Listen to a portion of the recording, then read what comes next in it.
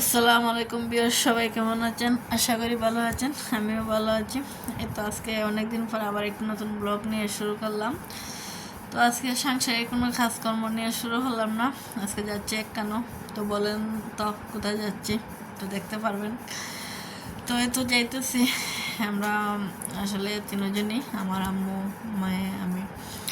আর দৃশ্যটা একটু দারুণ করে নিলাম, আসলে ভালো লাগে।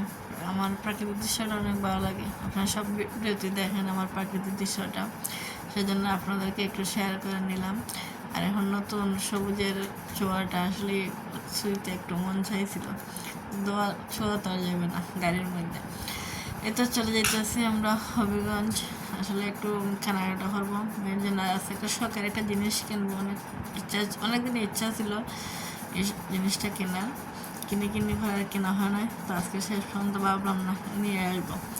তো এই তো আমরা তিনজন চলে যেতেছি গাড়িতে করে শপিংয়ে। আর আসলে শপিং মলে গিয়ে ভিডিও করার সুযোগ পাই না, এত ভিড় আর বলার বাহিরে, আর প্রচুর মানুষ। এই তো আমরা এখন কেনাকাটা শেষ করে চলে যেতেছি আবার বাসায়। এর মধ্যে আর কোনো ভিডিও হতে পারছি না। আর মার্কেটগুলোতে খুব বেশি ভিড়, এত বেশি ভিড়, মোবাইল যে ভিডিও করবা এই কোনো সুযোগ নাই। আর তখন মানে মাইন্ডও থাকে না আসলে, কেন জানি আমি মার্কেটে গেলে আর ভিডিও করতে যেন ইচ্ছা হয় না, আর ভালো লাগে না। এই এত গ্যাদারিং, আমার গ্যাদারিংটা খুব একটা বেশি ভালো লাগে না, এদের গ্যাদারিংটা খুব বেশি। তারপর তো মেয়ের ইচ্ছা পূরণ করতে হবে, ওর জন্য ওর শখের জামা কিনে আনলাম। মেয়ের পছন্দ এসে আসল পছন্দ, আমাদের তো আর কোনো ঈদ নেই, এখন বাচ্চাদের ঈদ। আসলে ছোটোবেলায় কথা খুব মনে পড়লো, ছোটো থাকতে না না খাবার কিনে দিলে ঠিক মতন কী যে রান্না করতাম। আর এখন এগুলো আর ভালো লাগে না। এই তো আমার শখের জিনিসটা আপনাদের সাথে একটু শেয়ার করে নিলাম।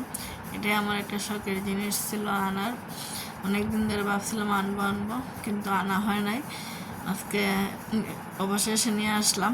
ভাবলাম শপিং করার চেয়ে আমার এটাই আমার সবচেয়ে বড় ভালো লাগছে। আর মেয়ের তো জুতা আর কাপড় নিয়ে জামা নিয়ে আসলাম। এই তো মেয়ের কেনাকাটা করলাম আর আমার শখের জিনিসটা নিয়ে আসলাম। তো ভিউয়ার্সরা, আশা করি সবাই ভালো থাকবেন আর আমার জন্য দোয়া করবেন। সবাই ভালো থাকবেন। আসসালামু আলাইকুম।